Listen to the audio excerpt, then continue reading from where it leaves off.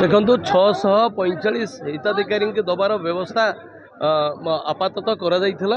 गोटे पंचायत को 15 लेखा हेले 43 पंचायत में 645 जन को दबार व्यवस्था करा किंतु ता भर 574 जन को वर्तमान सुधा योग्यता को लेकिन आज कार्यादेश बंटन करा एवं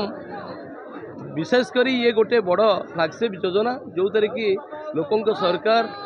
सरकार मुखिया माननीय मुख्यमंत्री मोहन माझी जो ये योजना ये लोकाभिमुखी योजना भितर ये गोटे अन्यतम आपण मैंने देखिथे कहीं केबे भाभी नथिले एई वर्ग को दिने घर मिलिबो बोली एई वर्गर कौन सी मुखिया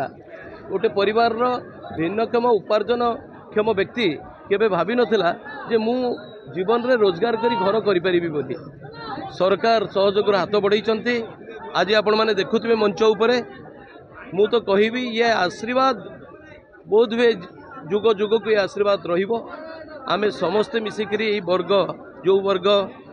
जार घर पोड़ी जाइए जार हाथी घर भांगी देइछि जे भिन्नक्षम जो परिवार मुख्य भिन्नक्षम एवं से उपार्जन करी तार घर करने संभव हो नहीं जी कैंसर पेसेंट जी किडनी पेसेंट जार स्पाइनल कॉर्ड ऑपरेशन है दुर्विसह रोग जार कुष्ठ रोग एड्स एभली जो वर्ग समाज रे जहाँ को भिन्न एक दृष्टिकोण देखती आज से निज घर पाई निज घर करने कार्यादेश पाई मु तो भावी मो राजनीतिक जीवन में आज सबुठारु स्मरणीय दिन राष्ट्रीय नववर्ष हिंदू नववर्ष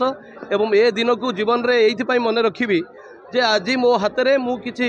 पुण्य कली जो थर कि जो वर्गर लोक जीवन में केबे घर पाई नथांते तांको मुंड ऊपर छात घर हो पारि नथांता आज से सहयोग देइछि मु निजर संपृक्ति देइछि सरकारंकर ए योजना रे निजर संपृक्ति देइथिबारु मु निजको आज सरकार जहाँ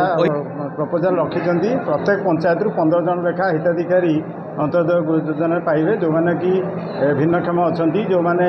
कैंसर पीड़ित अच्छा जो मैंने थैलेसेमिया पेसेंट अच्छा जो मैंने विधवा अच्छा समाज जो मैंने दुष्ट दरिद्र श्रेणी लोक अच्छा जो मैंने कि कौन सी योजना घर खंडे पाइपार नथिले वर्तमान सरकार यह प्रदान करुँच आज माननीय मुख्यमंत्री जहाँकि कलाहांडी जिले में भवानीपाटना ठारे आज जो प्रोग्राम करा यहाँ को शुभारंभ कले आईटा ओडिशा सारा प्रत्येक ब्लॉक रे कार्यक्रम आज कराऊँच आज आमर ऑनरेबल एमएलए उपस्थित रही पाखापाखि सबू पंचायत रु किछि हिताधिकारी को कार्यादेश प्रदान कले आ परवर्ती समय आम भी बर्तमान बंटन चली सब जहाँ जहाँ आमर आइडेंटिफाई होती से सबको प्रदान कर